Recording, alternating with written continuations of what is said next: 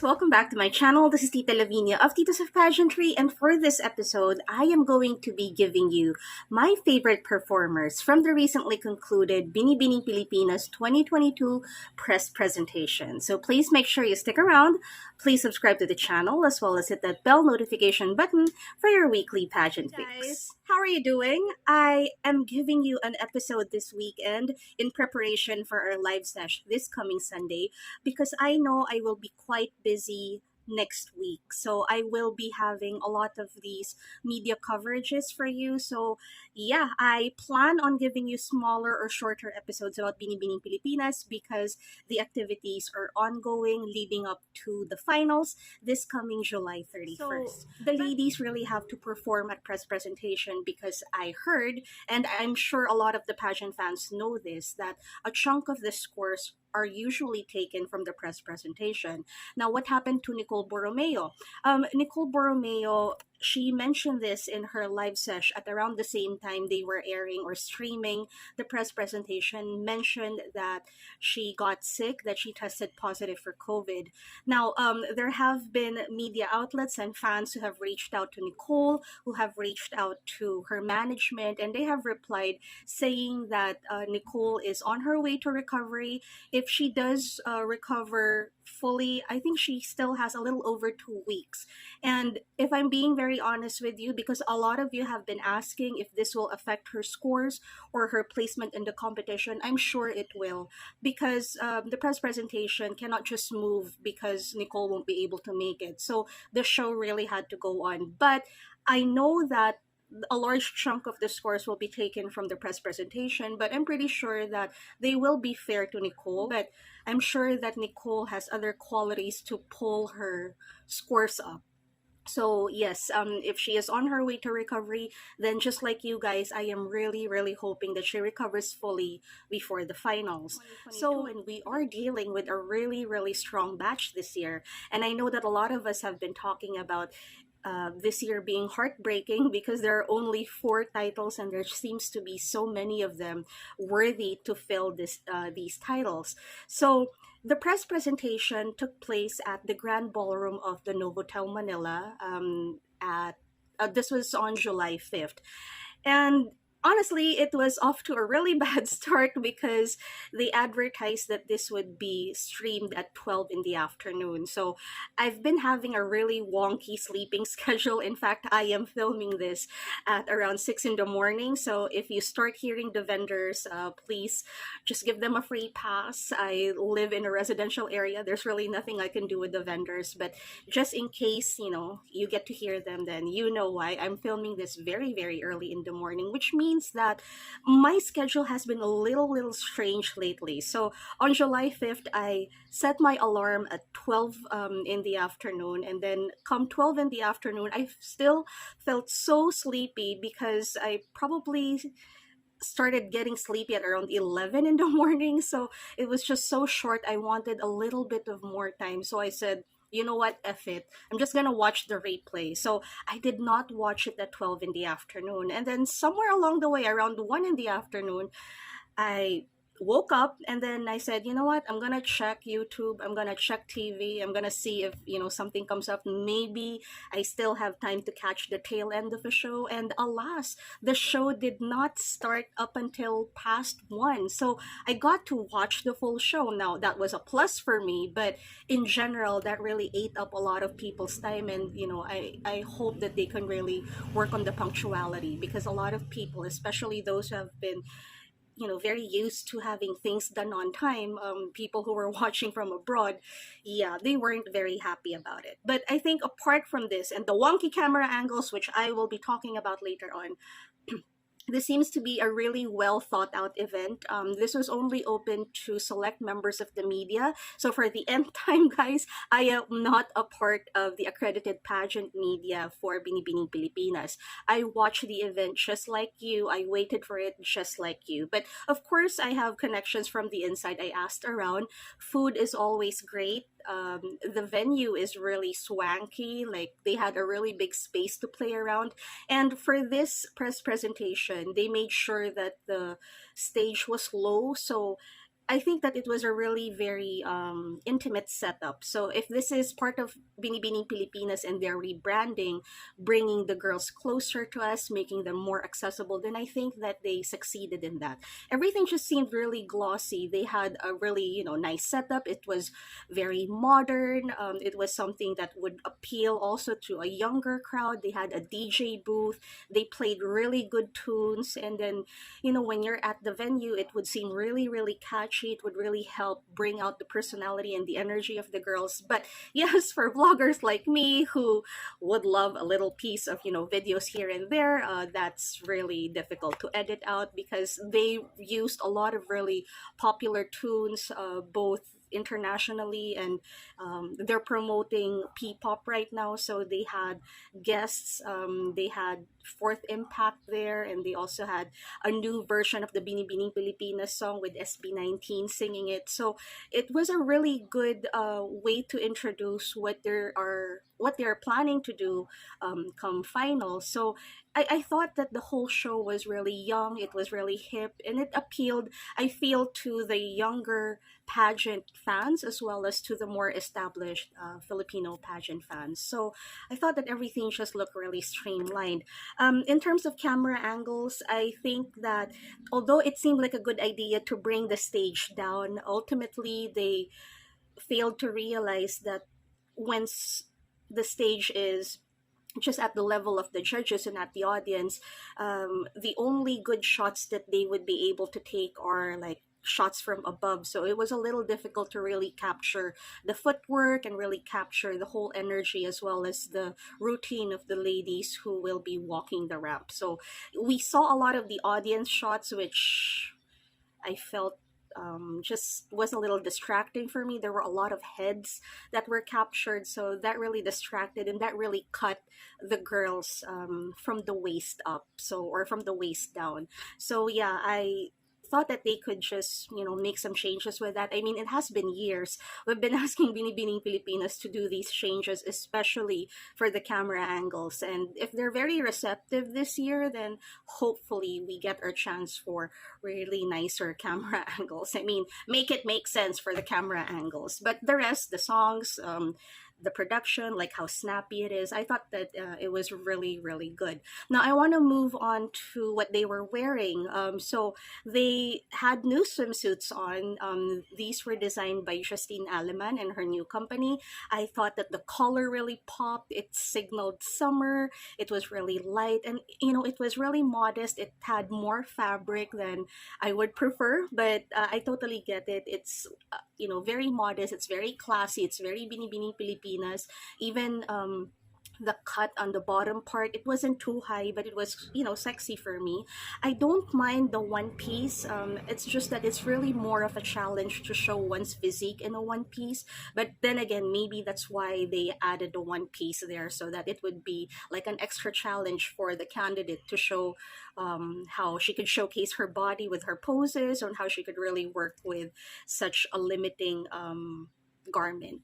And then I wasn't too keen on the decorations or the decorative aspect of the swimwear. I thought that the appliques on one side, as well as the ruffle details on the sleeve area, I thought that they clashed, and I thought that it was just a little too busy for me with the sarong and everything. So moving forward, maybe they could just remove the sleeves, or maybe they could just retain just like one aspect, or maybe for the finals go for a two-piece, because yeah, I am quite thirsty for a two-piece. Okay, so I have 15 girls for you, and for my top 15, I am going to be giving this to the opener herself, Stacey Gabriel. Now, Stacey Gabriel is a great opener for this edition. I mean, if somebody sees this face, those beautiful cheekbones, the wonderful bone structure, that signals the caliber of ladies who will be competing this year. And that's a really, really good start. So she was able to display her confidence. She relied heavily on her face and her confidence. She's not the tallest in the competition, but because her face and her bone structure is just so stellar, she reminds me of the oozing confidence that was displayed by an Olivia Culpo. My number 14th spot goes to Fatima Bisan, who I think is charging this competition at a steady momentum. Like ever since that press meet and greet where we all got to hear her and we all got to see how disciplined she is with her body and how well she speaks. I mean, everything just fell into place for her. And come press presentation time, I felt that she really, really delivered. Next, my number 13 spot, I'm going to give this to Josh Dimakulangan.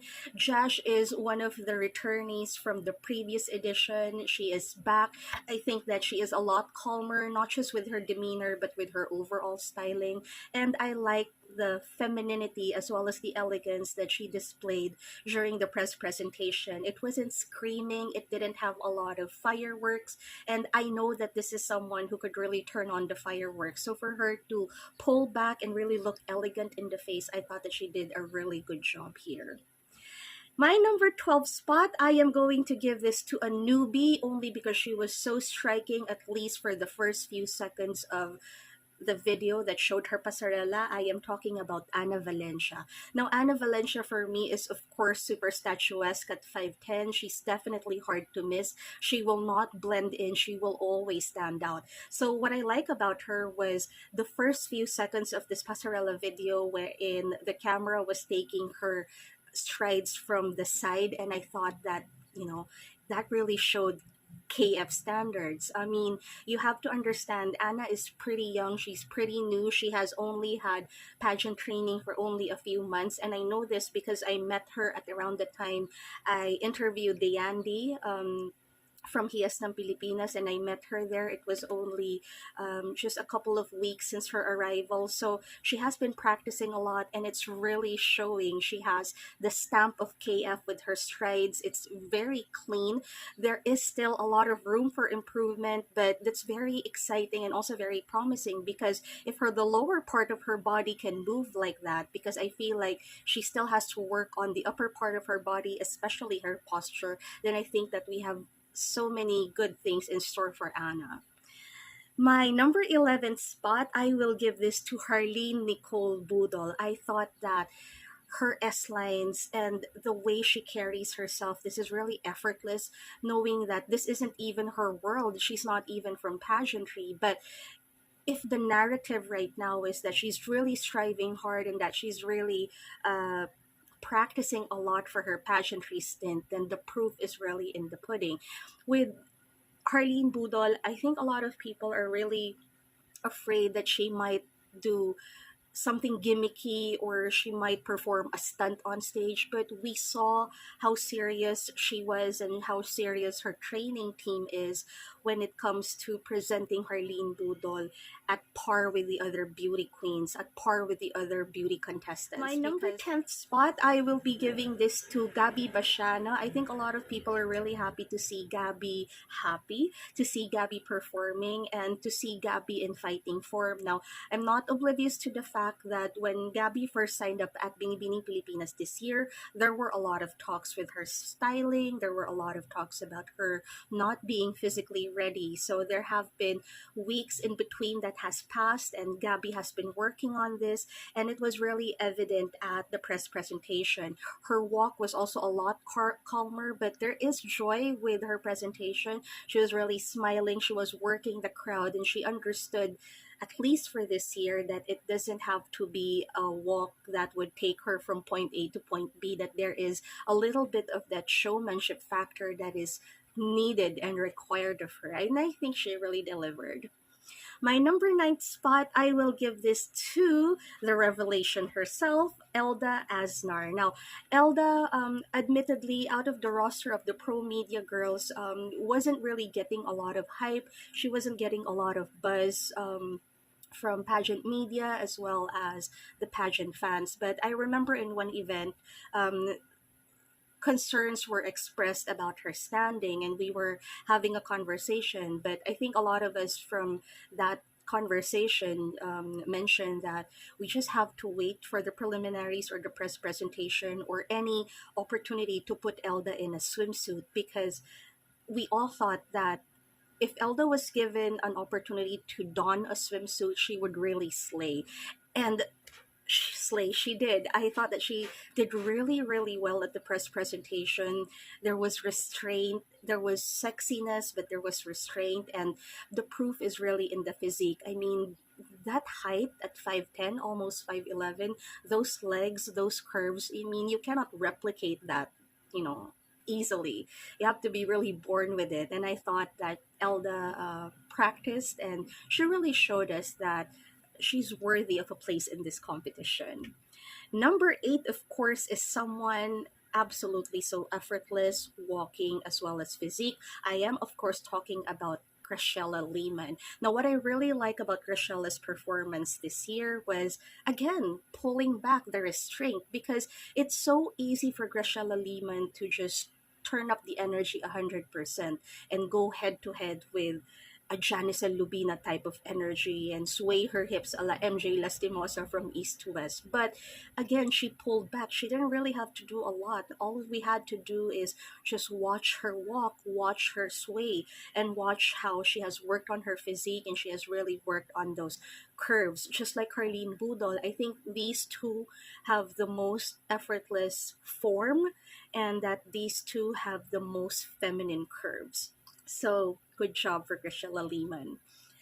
My number seven spot, I'm also going to give this to someone so effortless she didn't really have to do anything. I am talking about Diana Mackey. Now, I think a lot of people who have been expecting Diana Mackey are expecting fireworks, expecting fancy footwork, but what we saw was a Diana who just walked. What we saw was a Diana who was just so carefree, who really banked on that beautiful and striking face. And that was exactly what we saw. There were so many shots of her face and so many opportunities for her expressions to be expressed. And I think that it was a really good direction to also pull back from Diana and not have her really do a lot of these fancy motions, because it would take away from her beauty. And I like that she didn't really have to do so much. It was just like announcing, hey, I'm here, I'm worthy. I just kind of like the swagger there. That's the word, not cockiness. The swagger of just appearing and then just banking on that beautiful face. So my number six spot, I will be giving this to Roberta Tumundong. I feel like Roberta is someone that we expect would just give us a show, but she's on my top six because I think that she's still very striking. She's still someone you would expect and really wait for in a competition or a show. Like every appearance of Roberta Tumundong is just really anticipated. So when she went out and she pulled back, this wasn't something to be expected from her. Like, I know that pulling back served the other candidates well. Maybe for Roberta, we wanted a little more energy and a little more fluidity in her transitions, because it seemed that the ending of her presentation just seemed a little posy instead of like fluid transition of motions and then fluid turns and then fluid poses. So it was more of pack, 1, 2, 3, click, 1, 2, 3, change position for me. So had she moved the way she has always moved at competitions, whenever we would see her at these motion videos or like these TikTok videos, I wish she would have displayed this, but she's still on my list because if the idea is to walk in a nonchalant manner in a very 90s supermodel, I don't really care. I'm just in this competition and I'm gonna slay. Then I think that she delivered. Number five for me, I am going to give this to the super beautiful Karen Lori Mendoza. I mean, this face is absolutely stunning. She can rock all sorts of looks. She can go vintage, she can go casual. I mean, she can absolutely go glam, and glam she did. Again, she also pulled back. I know that she has been working hard on her pasarela and that she now understands the difference of how it is to model a garment as opposed to, hi, Cat, good morning, as opposed to modeling or presenting something for a beauty pageant. And this was her time to prove that she has made tweaks. And may I just say that during the sashing ceremony or the numbering, that she was asked or she was advised to gain some weight. And I'm looking at her now, I'm looking at the pictures, I'm reviewing the videos, and I think that she has gained a little weight because when I review my notes, I wrote something in there that says she looks a lot healthier. So if this is the direction that Karen is going for, I pray to the pageant gods that she doesn't stop and that she continues going on, because I think that she is in a really good position to win one of the titles this year. Number four for me is a newbie, and she's super bright. And I'm talking about Binibining Ring Light herself. That's Binibining Ring Light 2.0. Hello, Eva Patalinhog. I am going to give this to Yana Aduana. Now, Yana, just like Fatima Bisan, Yana is really a dark horse in this competition, considering she's so bright and fair.